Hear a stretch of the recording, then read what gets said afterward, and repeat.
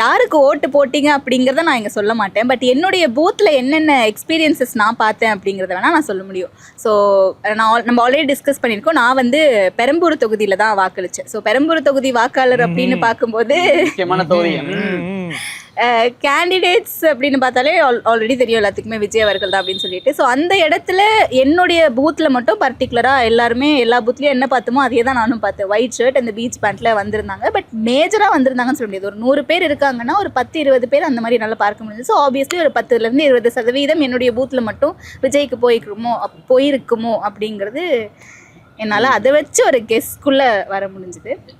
அங்கே பார்த்த எக்ஸ்பீரியன்ஸ் சொல்லுங்கள். அங்கே வந்து இளைஞர்கள் ரொம்ப எக்ஸைட்டடாக இருந்தாங்களா, இல்லை வந்து சரி ஓட்டு போடணுமேங்கிறதுக்காக போட்டாங்களா? நீங்கள் போகும்போது லைனில் யார் அதிகமாக இருந்தாங்க? யங்ஸ்டர்ஸ் இருந்தாங்களா, இல்லை எல்டர்லி இருந்தாங்களா, இல்லை மிடில் ஏஜ்டு பீப்புள் இருந்தாங்களா? அவங்களோட மைண்ட் செட் எல்லாம் மிக்சடாக இருந்தாங்க சார். எல்லாருமே மிக்சடாக இருந்தாங்க. அதுதான் நான் சொல்கிறேன். லைக் வயசானவங்க நிறைய லைக் மேஜராக வந்து பார்க்க முடிஞ்சுது. நிறைய பேர் ட்ராலிலெலாம் வந்து ஓட் போட்டு போனாங்க. என்னுடைய பூத்தில் நான் அதை பர்டிகுலராக பார்த்தேன். அண்ட் நான் சொன்ன மாதிரி அந்த விஜயோடைய அட்டையரில் வந்தவங்க வந்து லைனில் கொஞ்சம் பேர் நிற்கிறாங்கன்னா பாதி பேர் வெளியே தான் நின்றுட்டு இருந்தாங்க. அவங்க வாக்களிக்க வந்தாங்களா, இல்லை நிஜமாவே அவங்களுக்கு ஓட்டு இருக்கா எதுவுமே தெரியல.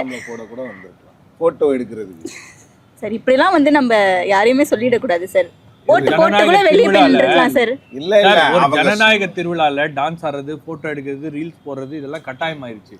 அதனால நீங்க வந்து இந்த மாதிரி போட்டோ எடுத்தவங்க ரீல்ஸ் போட்டவங்க எல்லாம் வந்து குறைச்சி மதிப்பிடுறது அப்படிங்கிற ஜனநாயகமே கேள்விக்குறியாகி விடும். எல்லாத்தையுமே வந்து கல்ட்டா மாத்துறதெல்லாம் வேணாம். அங்க வந்து அப்பர்ணா சொன்னதுன்னா லைன்ல நின்னாங்க. ஒரு சிலர் லைன்ல நிக்கலன்னும் போது அவங்க போட்டோ எடுக்க வந்திருப்பாங்க. ஒருவேளை அவங்களோட டெசிக்னேட்டட் போட்டோகிராஃபர்ஸா இருப்பாங்களோன்னு சொன்னேன். அவ்வளவுதான். ஓட்டு போட்டுட்டு கூட வெளியே போய் நின்றுக்கலாமோன்னு எனக்கு தோணுச்சு சார். இப்ப நீங்க சொல்லும் போது அந்த பெர்ஸ்பெக்டிவ் நான் யோசிக்கிறேன். அங்க இருந்து எல்லாம் வந்துருந்தோம்.